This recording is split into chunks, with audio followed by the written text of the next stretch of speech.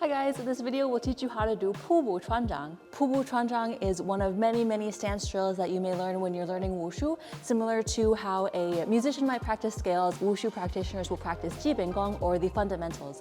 They are combinations of movements put together in different ways to practice both the subcomponents and the connections of each movement.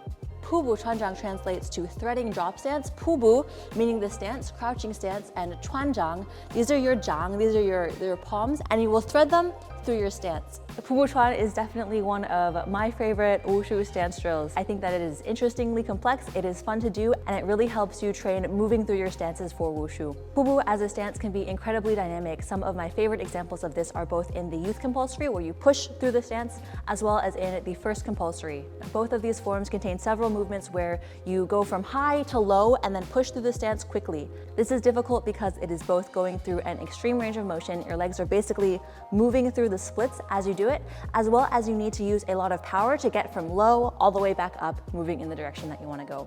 So 仆步穿掌, this stance drill will help you work on that power and coordination. Before doing these drills, you're going to want to warm up fully. I've put a link in the description to a full body warm up that will get your blood moving and everything stretched. First, we're going to do a stationary version of 仆步穿. I will show you the upper body first. Your hands will be in tight palms. Your fingers are pressed together and your thumbs are tucked in, fingers tight. You will start with one hand chambered at your waist and the other blocking. And then your hand that's chambered at your waist is gonna spear through upwards. This is essentially hitting somebody under the chin. Block spear, and then this hand that's blocking is gonna thread through this direction. And for the stationary version, we're gonna end with strong palms. And then the other side, chamber at your waist, block, spear through, thread through, palms. All right, well, we'll start in gongbu. This is our bow stance. One leg is all the way extended behind us. Our back foot is hooked in at 45 degrees. The other knee is bent at a 90-degree angle. The foot isn't totally forward, it's hooked in a little bit for stability. We'll start with one hand chambered at our waist and the other hand blocking. And then you spear through, thread through drop stance, push. Chamber block, spear through, push. Chamber block, spear through, thread, push. One thing to note as you do this is that your feet actually have to shift back and forth a little bit. In the bow stance, your back foot is at a 45-degree angle outwards. And then in the drop stance, it's actually flat. So there is some shifting that happens there. And then it goes from being flat to almost facing forward, and your back foot hooks inward.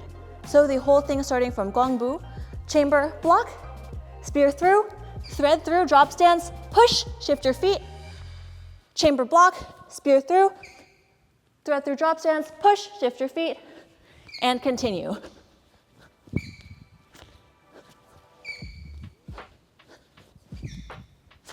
All right, after you've got that down, we're gonna work on the walking variation of this drill. Let's first learn the lower body of this walking variation. It starts with this movement called tishi. Tishi is to raise your knee. And what you're doing is you're essentially protecting your crotch with your shin and your foot. I will start facing backwards from the way that I wanna go. I will tishi. This is lifting that knee up, shooting it into drop stance, remembering to keep that blade of my foot pushing outwards, push through. This back leg steps through, I step again, and then this front leg comes up into tishi, and the other side. So I will start lifting my right leg into tishi, push out into drop stance, push through, step, step, knee, continue. You'll notice just as we did in the stationary movement, your foot that's extended will have to go from blade of the foot being out to shifting that toe forward so that you can continue to walk. Knee up, blade of that foot out, shift your toe, step, step, knee up, blade of your foot out, shift your toe, keep going. All right, let's put the whole thing together. So we're facing backwards, we block and have our other hand chambered. Spearing through, it always comes from our waist.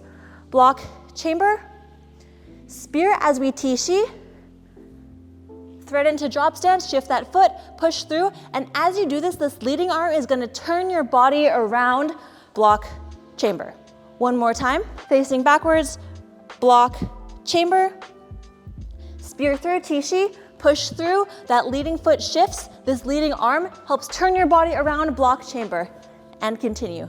So you'll start block, chamber, tishi, thread through, push, turn, block, chamber. That is the drill. As you get more comfortable with this, you'll be able to vary the rhythm even more. For the most part, you want this to be smooth, like playing legato rather than staccato. That stationary drill at the beginning lets you work through the snap as you push from drop stance to bow stance, whereas the threading drop stance can be more continuous. You're actively trying to flow through those stances. Let me know if you have any questions, and 加油!